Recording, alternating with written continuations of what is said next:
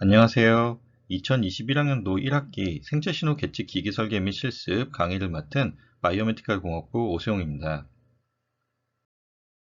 오늘은 첫 시간이니까 우리 과목이 이번 학기 어떻게 진행될 것인지에 대해서 전체적으로 오버뷰를 하고 간략하게 마치는 것으로 하겠습니다. 자, 우리 수업은 여러분들이 알다시피 화요일 1교시, 그리고 목요일 9교시와 10교시에 배정된 수업입니다. 코로나 사태 이전에 여러분들이 학교를 통학한다는 입장에서는 사실 듣기 힘든 그런 시간대에 수업 시간이 배정이 되어 있는데, 자, 이렇게 배정한 이유는, 이번 학기 우리 수업은, 전면, 비대면으로 진행 예정입니다. 그리고 100% 온라인 녹화 수업으로 진행될 예정이고요. 자, 그 대신에 시험 같은 경우는 실시간으로 진행됩니다. 물론 온라인 시험인데 실시간으로 진행될 예정이고, 그렇기 때문에 시험 같은 경우는 목요일 9교시와 10교시에 실시간으로 진행된다라고 생각하시면 좋겠습니다.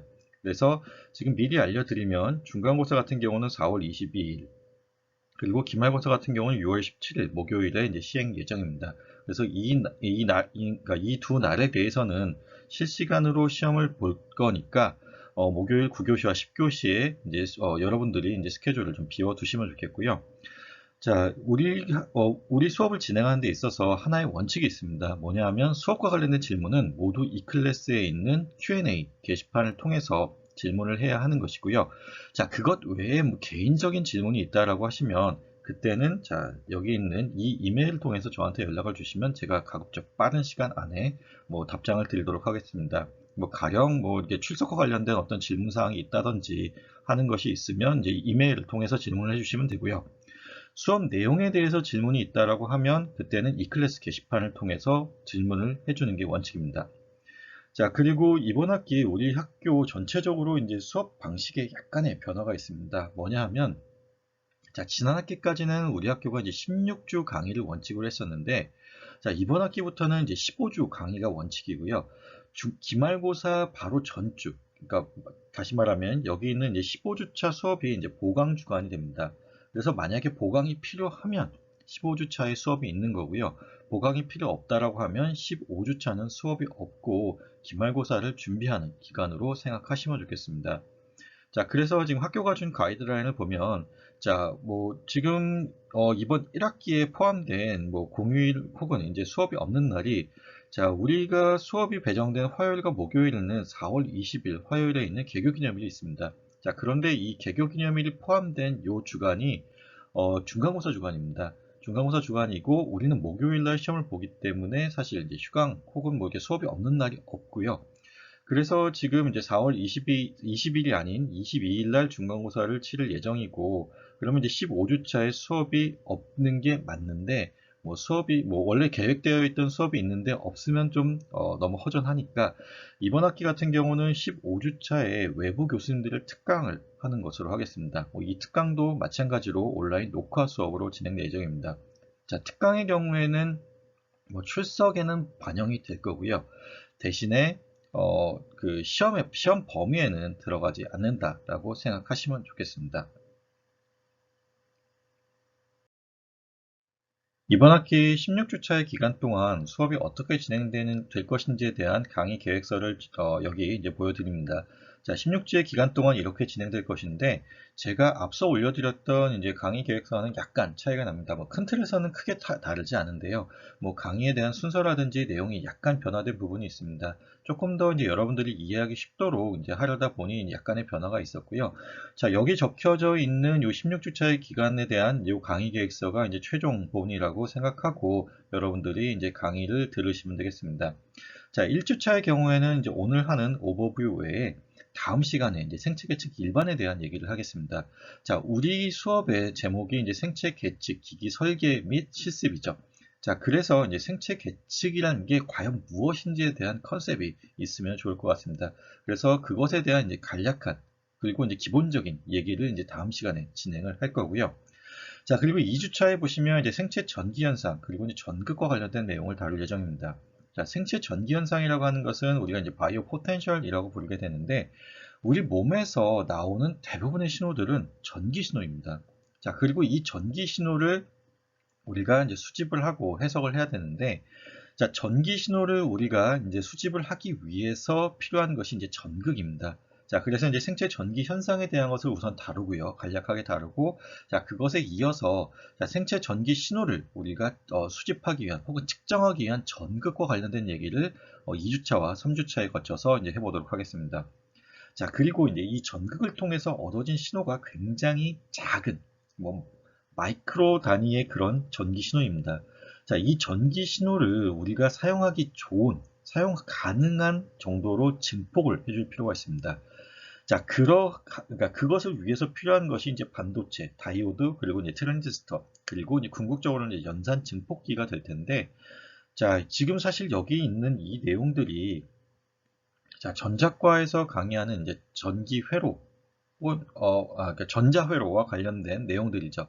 자, 전자회로와 관련된 내용들 중에서 이 부분이 이제 전부 다를 커버하는 것은 아니고 그 중에 일부를 커버한다라고 생각하시면 좋겠습니다.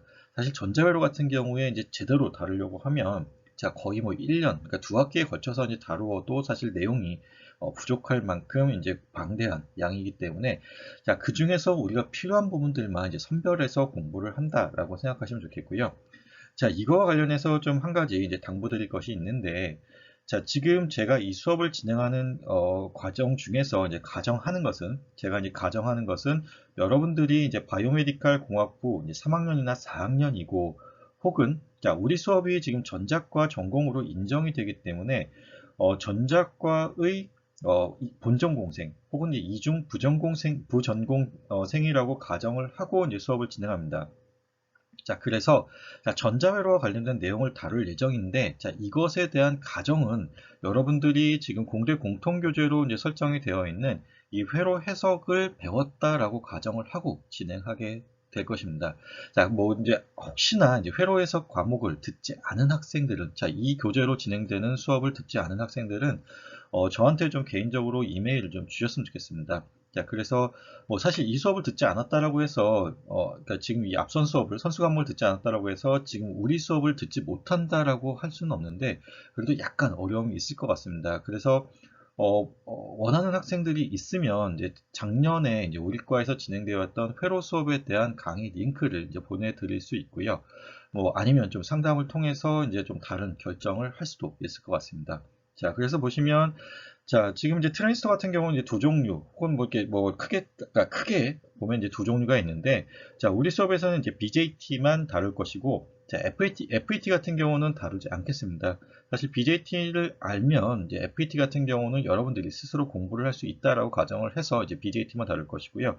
자, 트랜지스터를 통한 증폭 회로를 이제 다루는 것이 주 목적입니다. 자, 그리고 이제 궁극적으로는 연산 증폭기, OPMP라고 하는 연산 증폭기를 다루는 것이 그리고 이해하는 것이 이제 주 목적이니까 중간고사 이전에는 지금 이 내용들이 이제 주 내용이라고 보시면 되겠습니다. 자, 그러면 중간고사를 이제 4월 22일 날 보고 나면 자, 그 이후에는 실제 이제 계측 기기에 대한 내용들을 주로 다룰 예정입니다. 자, 그래서 9주차와 10주차에는 자, 이제 생체 전기 신호를 이제 측정하는 기기들 그리고 이제 그 원리에 대해서 다룰 거고요. 그리고 그렇게 수집된 신호를 어떻게 해석하는지에 대한 것을 간략하게 다루어 보도록 하겠습니다. 자, 지금 여기서 다룰 요 내용들은 아마 이제 뭐 굉장히 깊이 있게 들어간다라기보다는 최대한 여러분들이 뭐 이해하기 쉽게 설명할 텐데 깊이 있게 들어간다라기보다는 이런 기기들이 있고 이런 때는 이런 식으로 해석을 하는구나 라는 것을 이제 뭐 설명드린다라고 생각하시면 좋겠고요. 자, 그리고 요즘에 이제 가장 많이 쓰이는 의료기기, 그러니까 뭐 생체 신호 계측 장비들 중에 하나가 바로 의료 영상 장비라고 할 수 있습니다. 자, 그래서 11주차부터 14주차까지는 이제 의료 영상 장비에 대한 이제 바이오 이미징이라는 것을 이제 다뤄보겠습니다. 자, 그래서 대표적으로 많이 쓰는 의료 영상 장비인 이제 엑스레이, 그리고 CT와 펫, 그리고 이제 울트라사운드, 그리고 MRI와 관련된 내용을 다룰 텐데, 자, 뭐 여기서 이제 뭐 강의 계획이 조금 이제 차이가 날 수는 있습니다. 뭐 가령 뭐 13주차에 울트라사운드, 그러니까 초음파 관련된 내용이 좀 빨리 끝나면 MRI와 관련된 내용을 조금 더 길게 한다든지 하는 좀 강의 계획 조정이 좀 있을 수 있음을 좀 감안하시고 수업을 들어주셨으면 좋겠고요. 자, 15주차에는 이제 외부 교수님들 강의를 이제 올려드리도록 하겠습니다.